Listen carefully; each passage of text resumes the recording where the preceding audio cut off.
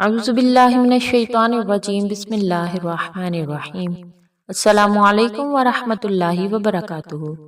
معزز سامعین کرام، آج میں جو خاص وظیفہ لے کر آپ کی خدمت میں حاضر ہوئی ہوں، یہ اس حوالے سے خاص ہے کہ ایک خاتون نے مجھ سے سوال کیا کہ آپ بتا سکتی ہیں کہ میں اولاد پیدا کر سکتی ہوں یا نہیں۔ تو انہوں نے مجھے اپنا نام بھیجا اور مجھے کہا کہ آپ بذریعہ استخارہ آپ مجھے یہ بات بتائیے کہ کیا میں اولاد پیدا کر سکتی ہوں یا نہیں کر سکتی۔ آج کل چونکہ اولاد کے حوالے سے مسائل بہت زیادہ ہیں، ہر شادی شدہ جوڑے کی یہ خواہش ہے کہ اللہ پاک اس کو اولاد کی نعمت عطا فرمائے، شادی کے بعد جلد از جلد ان کی یہ خواہش پوری ہو جائے۔ اگر کوئی مسئلے مسائل آ رہے ہیں تو خواتین بہت زیادہ جلد پریشان ہو جاتی ہیں۔ تو اس بہن نے مجھ سے کہا کہ کوئی ایسا قرآنی وظیفہ مجھے بتا دیں جو میں کروں تو مجھے اس بات کا شعور ہو جائے کہ میں اولاد پیدا کر سکتی ہوں یا نہیں، میں علاج کی طرف توجہ دوں یا میں کوئی وظائف کی طرف توجہ دوں، مجھے کیا کرنا چاہیے۔ تو اس کے جواب میں نے سوچا کہ میں نے جو اس کو عمل بتایا ہے تو میں اس پر ویڈیو بنا دوں تاکہ جو بھی خواتین یہ جاننا چاہتی ہیں کہ ان کو اولاد ہوگی یا نہیں تو وہ اس سے استفادہ حاصل کر سکیں، اور اس ویڈیو کو ان تمام لیڈیز کے ساتھ شیئر کر سکیں جو یہ جاننا چاہتی ہیں کہ وہ اولاد پیدا کر سکیں گی یا نہیں، اس سال میں ان کو اللہ پاک اولاد کی نعمت عطا فرمائیں گے یا وہ کسی علاج کی طرف رجوع کریں۔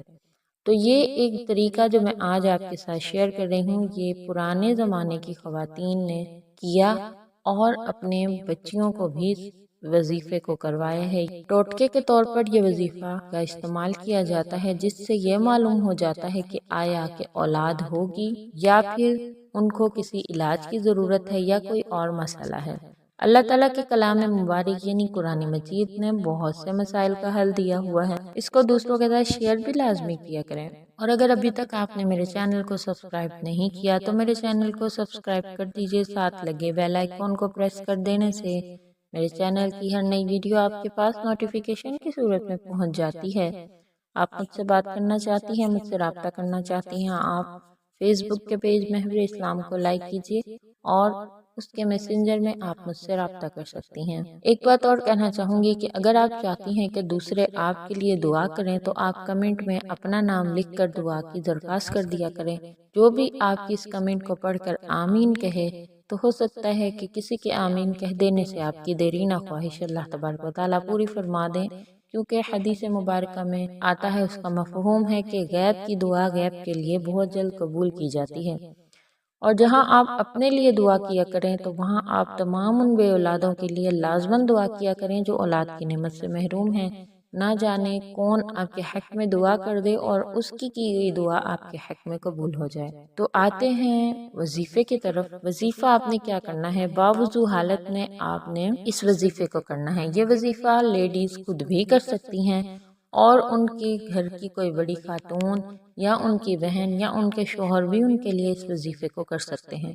تو وظیفہ کیا کرنا ہے کہ آپ نے باوضو حالت میں اول آخر درود ابراہیمی کے ساتھ 7 مرتبہ سورۃ مزمل کو پڑھ لینا ہے اور ایک دودھ کے گلاس پر دم کر دینا ہے۔ گلاس میں دودھ لیں گی، اگر آپ نے کپ میں لینا ہے تو وہ کپ کا سائز بڑا ہونا چاہیے، چھوٹا کپ نہ ہو۔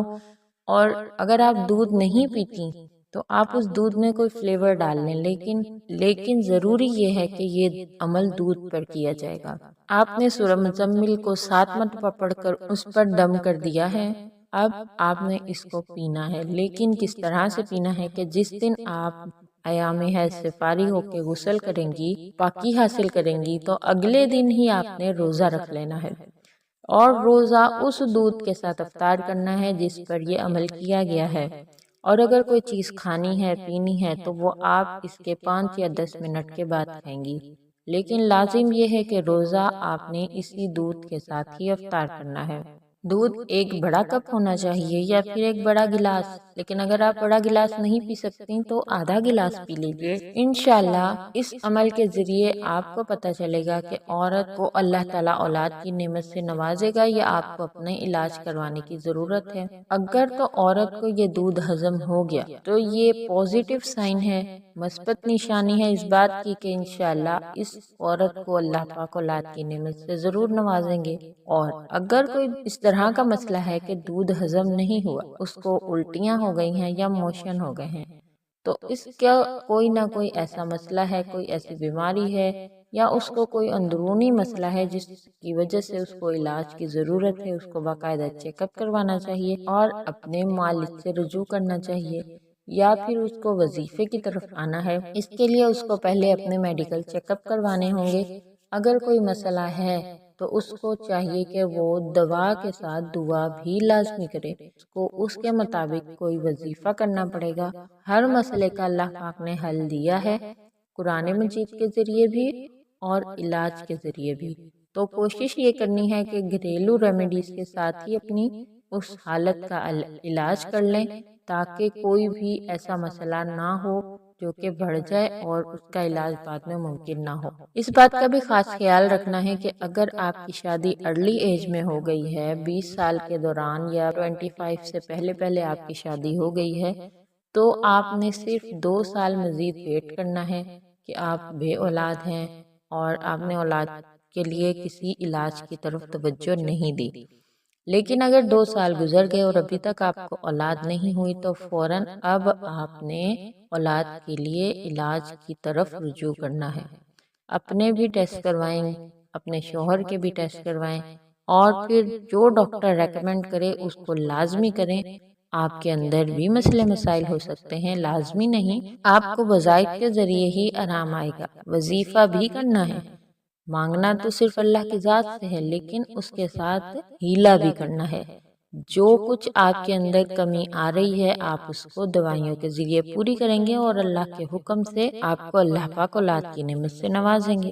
اور اگر آپ کی شادی 30 سے بعد ہوئی ہے، 30+ میں آپ کی شادی ہوئی ہے، تو آپ نے صرف 6 مہینے ویٹ کرنا ہے اور اس کے بعد آپ نے علاج کی طرف آ جانا ہے، کیونکہ ایج زیادہ ہو چکی ہے اور مسئلے مسائل بہت زیادہ بڑھ چکے ہیں، تو فوراً اس کا علاج کرنا ہے۔ جس طرح دوائیوں سے انسان علاج کرتا ہے کہ اگر بیماری زیادہ ہے تو دوائی کو زیادہ دن تک کنٹینیو رکھنا پڑتا ہے، اور اگر بیماری کم ہے تو دوائی جلد ہی اثر کر لیتی ہے اور اس مسئلے کو ختم کر دیتی ہے، اور اللہ پاک کے حکم سے اللہ پاک اس مسئلے سے نجات عطا فرما دیتے ہیں۔ اسی طریقے سے وظائف ہوتے ہیں، جتنا مسئلہ زیادہ بڑا ہوا ہوگا اتنا ہی وظیفہ زیادہ دن تک کرنا پڑے گا۔